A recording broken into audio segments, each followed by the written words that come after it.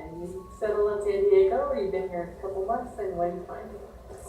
Well, actually, we've been here shy of a couple of years, actually. We've just been in this area for just a few months, but we did business here for a year and a half and really built a market in this area. And myself, I'm a vocalist and songwriter, so I've been singing here in San Diego. And professional, yeah. I think. So, really, Tell me about your art a little bit and how it reflects a different sort of attitude or maybe a different approach to art.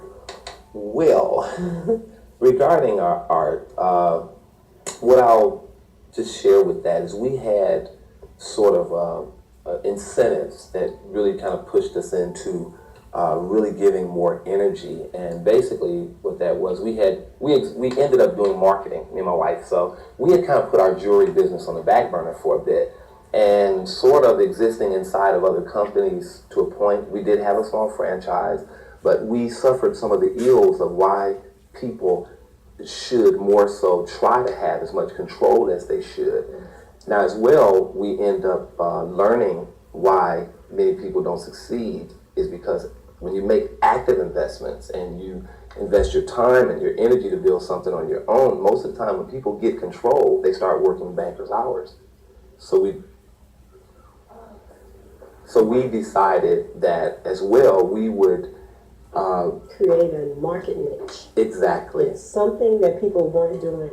And since we had come from the environmental industry and we did a lot of our traveling through that instance, we tapped that into what we were doing and said, hey, since we're back into our jewelry business and we're not going to depend on anyone else's entity to help design our future, we took what we learned from the environment and marketing and his artistic designs and my artistic designs, and we created a line that was environmentally safe and that is tailored to you and your personality.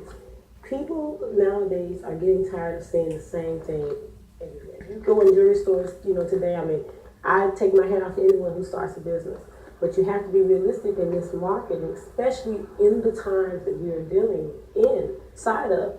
If you go in one store and they have the same type of jewelry, and the next store and they have the same type, what is the incentive for the buyer to shop there? And we looked at all those things. My husband had 7 stores prior in one state, and we dealt with a lot of issues of business. So with looking at all those things and kind of adding it up, we said, hey, first we need to address the market, not giving people the same thing that everyone else has. Then address the consumer. How can we address, what's the biggest thing with consumer? Their budget. Make things affordable, things that can fit inside of their lifestyle budget. And that they can have something really nice and high quality without spending an arm and a leg of their whole paycheck. Now, we do have things for that, those type of people. But we deal, if you saw our flyer, all budgets are welcome. So we had an opportunity to work with a gentleman who was on the cover of Inc. magazine. And one thing this guy taught us was to look at the market and say, hey, what is it that I can provide, that I can continue to provide and make a great income from?